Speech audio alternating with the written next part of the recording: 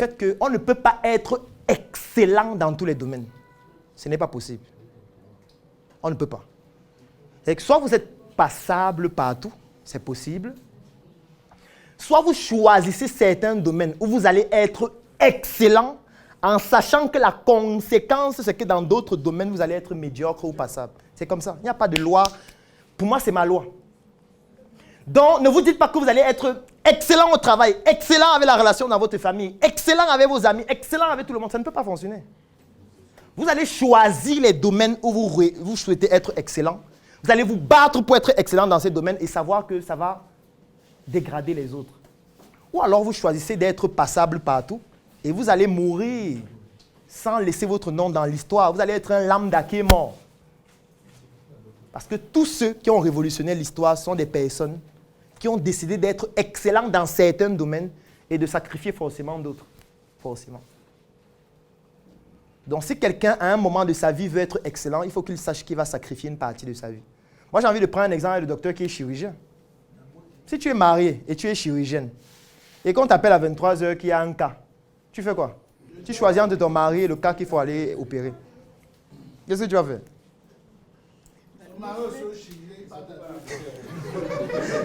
Oui. En m'épousant, il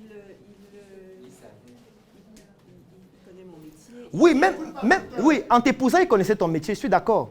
Mais même celle qui dit que tu n'es pas attentionnelle, elle connaissait ton métier avant de t'épouser. Elle a même chanté à la mairie. Elle lançait le riz sur tout le monde.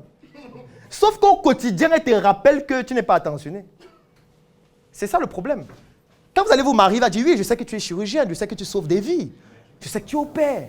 Oui, je sais que c'est bien. Moi, je valide ça, j'aime ça. Sauf que quand vous allez être ensemble au quotidien, pendant 1 mois, 2 mois, 3 mois, il voit que tu as dormi à la maison 3 jours. Il dit que, hey, on peut voir comme ça que c'est une technique qu'elle utilise pour sortir avec son gars qui est à l'hôpital. Non, on va maintenant rester à la maison. Tu vas opérer quand il décide. Il va te faire ton plan des opérations. Et c'est là où les problèmes commencent. Parce que je peux dire que c'est contraignant. Parce qu'il y a une étude qu'on a menée dessus par rapport au sexe et aux spécialités médicales ici au Cameroun. Et on s'est rendu compte que la plupart des femmes qui sont médecins s'orientent vers des spécialités médicales qui vont faire en sorte qu'elles ne rentrent pas tard. C'est pour ça que les femmes aiment beaucoup plus les spécialités comme l'ophtalmologie, comme la pédiatrie. Ou comme, non, bon, c'est une autre catégorie. Ou la physiothérapie, etc. Par contre, les hommes vont faire la chirurgie. Les hommes vont faire la neurochirurgie. Les hommes vont faire des métiers où on peut les affecter même dans un village. La femme doit réfléchir, il faut que je sois là où mon mari sera. Il faut que je rentre tôt pour m'occuper de mes enfants. Et le problème donc qu'on a, c'est que la parité homme-femme dans les facultés de médecine est en faveur des femmes désormais. Quand tu regardes dans les facs de médecine, il y a plus de femmes que d'hommes. Il y a le pharmacien là, est-ce qu'il est là? Il a craqué. Est-ce qu'il y a un étudiant en médecine dans la salle? Ou il y a un médecin dans la salle? Parce qu'elle n'a pas fait la médecine ici. Sinon, vous avez fait la médecine ici? Sinon, en faculté de médecine, que ce soit dans le public ou dans le privé, il y a désormais plus de femmes que d'hommes. Ce qui fait qu'on rencontre maintenant une crise dans certaines spécialités parce que les femmes ne s'intéressent pas à ça. Vous imaginez une promotion où il y a 100 étudiants qui ont fait médecine, qui sortent médecins. Il y a eu 80 femmes et 20 hommes. Les 20 hommes vont faire la chirurgie, ils vont faire l'hépatogastro-entérologie, etc. Et les femmes vont ophtalmo, gynéco, pédiatrie. Il y a certaines spécialités où il n'y a plus suffisamment de personnes. Et ça devient donc un problème. Il faut que les femmes affirment de pouvoir faire d'autres spécialités sans compter que mon homme va me chasser de la maison. Elles vont faire comment alors? Elles doivent se battre. Elles doivent gagner de l'argent et choisir l'homme avec qui elle va être.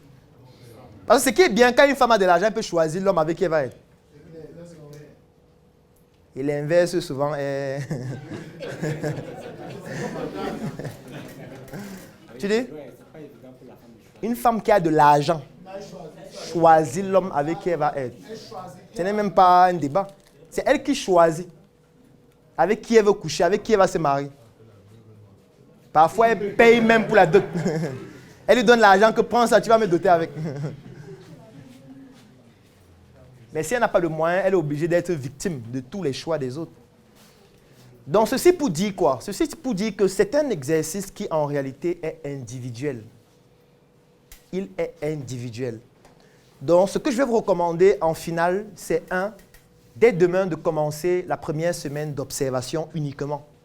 N'essayez pas de modifier quoi que ce soit. Essayez de faire vos activités normalement, comme vous avez l'habitude de le faire, mais en observant et en mettant un temps sur chacune des activités. Vous pouvez être accompagné par votre téléphone ou par les applications comme temps d'écran pour ceux qui travaillent beaucoup sur les écrans. Et de pouvoir utiliser votre chronomètre ou alors tout autre outil qui va vous permettre de pouvoir tracer les activités que vous avez menées et y mettre un temps. Vous le faites pendant 7 jours. Vous faites un bilan. La deuxième semaine, vous essayez d'analyser ce que vous avez observé. Vous classez par ordre décroissant d'activité chronophage. Vous identifiez les facteurs perturbateurs qui viennent en externe ou en interne. Vous essayez d'identifier les activités que vous pouvez faire en même temps. Dès que vous avez fait ça, la dernière chose à faire, c'est de définir vos objectifs. Les objectifs généraux sur le long terme que vous allez fragmenter en objectifs spécifiques par mois, par semaine, par jour. Ça va donc se traduire en des tâches à effectuer chaque jour en fonction des piliers que vous allez définir par rapport à vos objectifs. Et ces tâches-là vont donc devenir la to-do list des activités que vous devez faire chaque jour. Et vous allez donc structurer ces activités en fonction du temps que vous avez analysé des activités que vous faisiez avant. Et vous allez maintenant optimiser en utilisant les techniques que je suis en train d'expliquer depuis, comme par exemple le fait d'acheter le temps des autres, comme par exemple le fait de déléguer des tâches, comme par exemple le fait de faire plusieurs activités en même temps. Et au fur et à mesure, chaque fois que vous passez à un palier supérieur, vous optimisez aussi vos objectifs. Parce que si vous avez réussi à déléguer une tâche, ça veut dire que vous augmentez le nombre d'heures de travail. Ça veut dire que vous augmentez vos objectifs financiers, et ainsi de suite. Donc, si vous pratiquez cette activité ainsi qui nécessite beaucoup de discipline, en très peu de temps, vous allez commencer à avoir des résultats. Parce que tant que vous ne le faites pas, vous n'allez jamais comprendre ce qui est important. C'est quand vous allez faire ça que vous allez savoir.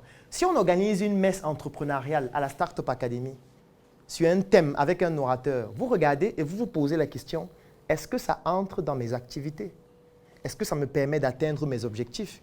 Si ça ne vous permet pas d'atteindre vos objectifs, ça veut dire que ce n'est pas pertinent pour vous, sauf si ça entre dans le divertissement. Et si ça va au-delà du temps de divertissement, à partir de ce temps, vous sortez, vous partez, continuez autre chose.